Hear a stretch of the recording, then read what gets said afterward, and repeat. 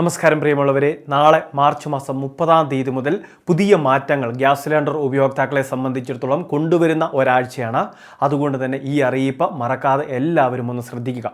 ഇതിലേറ്റവും പ്രധാനപ്പെട്ട കാര്യം, നിലവിൽ ഗ്യാസ് സിലിണ്ടറിൻ്റെ വില വർധനവ് ഉൾപ്പെടെയുള്ള കാര്യങ്ങൾ കേന്ദ്ര സർക്കാർ തീരുമാനിക്കുന്ന ആഴ്ചയാണിത്. ഏപ്രിൽ മാസം 1-ാം തീയതി മുതൽ തന്നെ പുതുക്കിയ വിലവിവര പട്ടിക പുറത്തുവരുമെന്നാണ് ഇപ്പോൾ റിപ്പോർട്ടുകൾ വന്നിട്ടുള്ളത്. വില കുറയുന്ന കാര്യത്തിൽ ചിലപ്പോൾ തീരുമാനമുണ്ടാകില്ല, വില കൂടുന്ന കാര്യത്തിലായിരിക്കും കൂടുതൽ സാധ്യത എന്നാണ് നിലവിൽ ഇപ്പോൾ വിവിധ റിപ്പോർട്ടുകൾ സൂചിപ്പിക്കുന്നത്. നിലവിൽ പാചകവാതകത്തിന് ഒരു പ്രതിസന്ധി നേരിട്ടിരുന്നു. അതിനെ പൂർണ്ണമായിട്ട് അതിജീവിക്കുന്നതിന് നമ്മുടെ സംസ്ഥാനത്തും രാജ്യത്തും സാധിച്ചിട്ടില്ല. അതുകൊണ്ട് തന്നെ ഇത്തരത്തിൽ ഇന്ധന പ്രതിസന്ധി ഉണ്ടായേക്കും എന്നുള്ള റിപ്പോർട്ടിൻ്റെ അടിസ്ഥാനത്തിൽ തന്നെ ചിലപ്പോൾ വില വർധനവ് ഉൾപ്പെടെയുള്ള കാര്യങ്ങൾ നടപ്പിലാക്കിയേക്കുമെന്നുള്ള ഒരു സൂചനയാണ് ഈ സമയത്ത് വരുന്നത്. ഇനി അത് മാത്രമല്ല, സാധാരണക്കാർക്ക് ആശ്വാസകരമായിട്ടുള്ള കുറച്ച് തീരുമാനം കൂടി.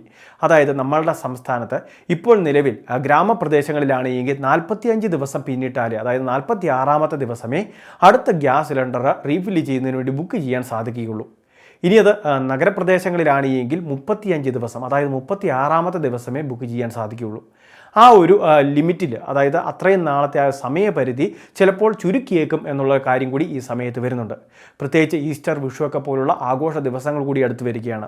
അതുകൊണ്ട് തന്നെ വിപണിയെയും പിടിച്ചു നിർത്തണം. അതുമാത്രമല്ല, നമ്മളുടെ വീടുകളിലും ഇത്തരത്തിൽ ആവശ്യത്തിന് ഇന്ധന ലഭ്യത ഉറപ്പുവരുത്തേണ്ടതുണ്ട്. അപ്പോൾ ഇങ്ങനെയുള്ള പല കാര്യങ്ങൾ ഉള്ളതുകൊണ്ട് തന്നെ നിലവിലുള്ള സമയക്രമീകരണത്തിലും മാറ്റങ്ങൾ വരുത്തിയേക്കാം. ഇപ്പോൾ 922 രൂപയ്ക്കാണ് 14.2 കിലോഗ്രാം ഭാരം വരുന്ന ഗ്യാസ് സിലിണ്ടറുകൾ നമുക്ക് ലഭിക്കുക. ഇനി മാത്രമല്ല, ട്രാൻസ്പോർട്ടേഷൻ ചാർജ് ഇനത്തിൽ നമുക്ക് 50 രൂപയോളം വരെ നമ്മുടെ കയ്യിൽ നിന്നും എക്സ്ട്രാ ആയിട്ട് ചിലവാകുന്നുണ്ട്. ഇനി തുക വർധന ഉൾപ്പെടെയുള്ള കാര്യങ്ങളാണ് എങ്കിൽ ഒരു പക്ഷേ 1000 രൂപയ്ക്ക് അടുത്തേക്ക് ഇന്ധനവില എത്തിയേക്കാം. ഇനി അത് മാത്രമല്ല, നിലവിൽ നമ്മൾ മുൻപ് പറഞ്ഞതുപോലെ തന്നെ സമയക്രമീകരണത്തിൽ മാറ്റങ്ങൾ വരാൻ സാധ്യതയുണ്ട്. അതെല്ലാം തന്നെ ഏപ്രിൽ മാസം 1-ാം തീയതി ഈ ബുധനാഴ്ചയോടെ നമുക്ക് അറിയാൻ വേണ്ടി സാധിക്കുന്നതായിരിക്കും.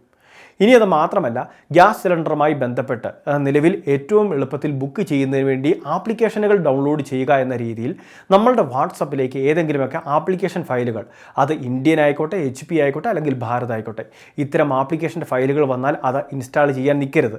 അങ്ങനെ ഇൻസ്റ്റാൾ ചെയ്ത് കഴിഞ്ഞാൽ നമ്മളുടെ മറ്റ് വിവരങ്ങൾ കൊടുക്കുന്നതോട് തന്നെ നമ്മളുടെ അക്കൗണ്ടിൽ നിന്നും തട്ടിപ്പുകാർ പണം കൈക്കലാക്കാനുള്ള സാധ്യതയുണ്ട്.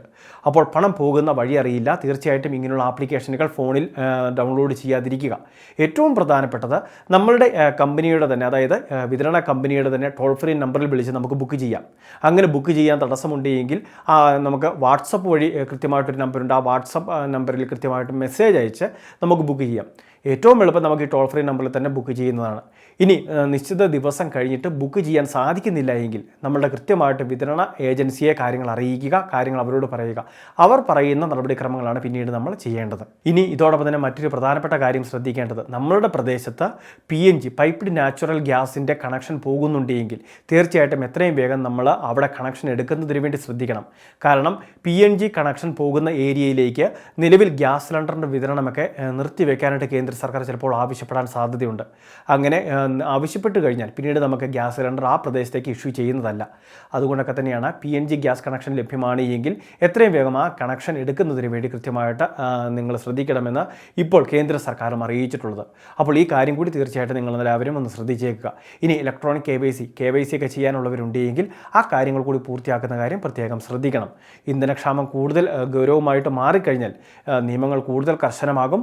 അതോടൊപ്പം തന്നെ നമുക്ക് ഇന്ധനം ലഭിക്കാതെ വരുന്ന സാഹചര്യങ്ങൾ ഉണ്ടാവാം. അപ്പോൾ അങ്ങനെയുള്ള കാര്യങ്ങളൊക്കെ ഒഴിവാക്കുന്നതിന് KYC ചെയ്യാനുള്ളവർ KYC ചെയ്ത് എടുക്കുന്നതിന് വേണ്ടി ശ്രദ്ധിക്കുക.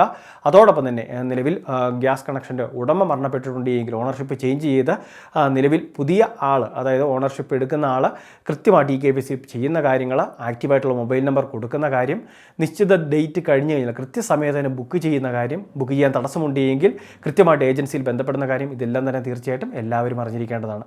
ഏപ്രിൽ മാസം 1-ാം തീയതി ഈ ബുധനാഴ്ച മുതലാണ് പുതിയ മാറ്റങ്ങൾ നിലവിൽ വരുന്നത്. കൃത്യമായിട്ട് ആ സമയത്തും വീഡിയോയുടെ കാര്യങ്ങൾ അറിയിക്കുന്നതാണ്. വളരെ പ്രധാനപ്പെട്ട കുറച്ച് ഇൻഫർമേഷൻ. ഇതുപോലുള്ള അറിയിപ്പുകൾക്ക് ചാനൽ സബ്സ്ക്രൈബ് ചെയ്യുക, ഫോളോ ചെയ്യുക.